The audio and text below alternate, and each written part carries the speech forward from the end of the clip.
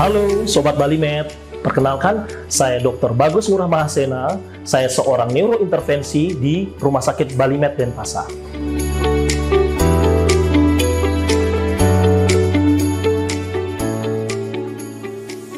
DSA atau Digital Subtraction Angiography adalah suatu prosedur minimal invasif untuk mengetahui pembuluh darah di otak. Dengan melakukan DSA Brain, kita dapat mengetahui aliran darah dan anatomi pembuluh darah otak secara langsung atau real time.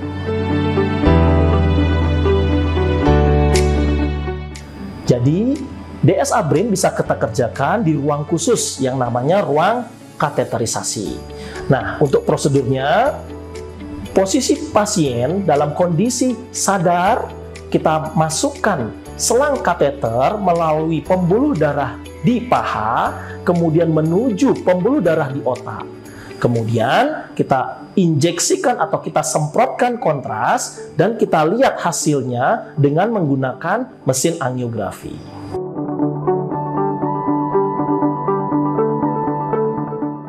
Kita bisa melakukan pemeriksaan DSA Brain pada kasus-kasus tertentu. Namun yang paling sering adalah kasus stroke. Kita ketahui stroke ada dua jenis. Yang pertama adalah stroke penyumbatan, yang kedua adalah stroke perdarahan.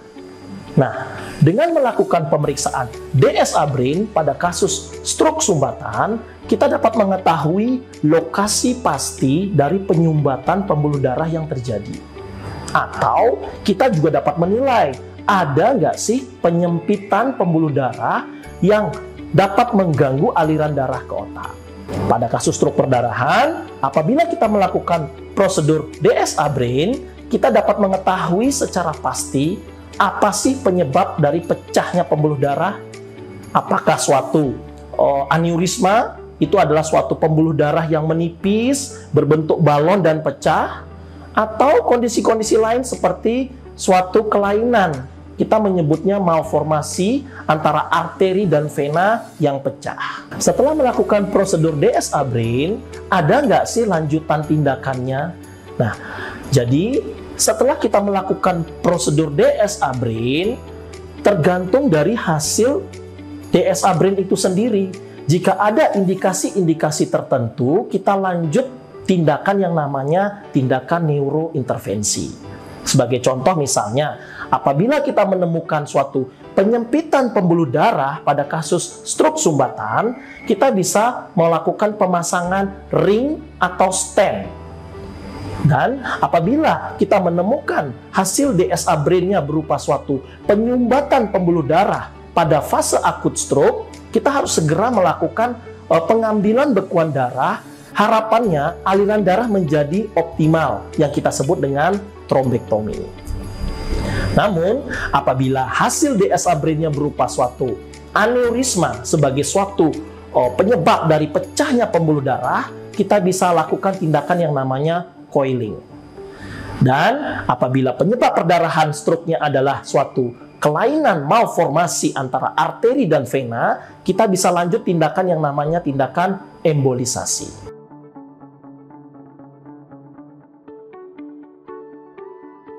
Jadi, kalau kita bicara efek samping dan komplikasi, tidak ada tindakan kedokteran yang 100% aman.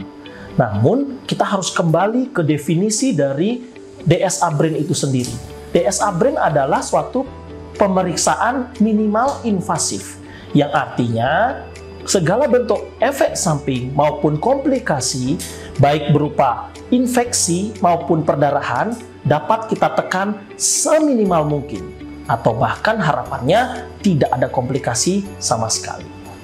Jadi, Sobat Balimed, jangan ragu atau jangan takut untuk melakukan pemeriksaan DSA Brain asal dengan indikasi yang tepat.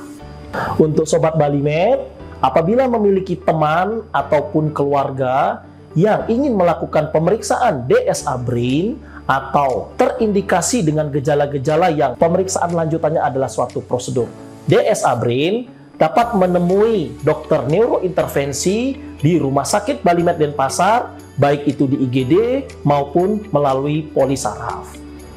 Salam sehat bersama Balimed.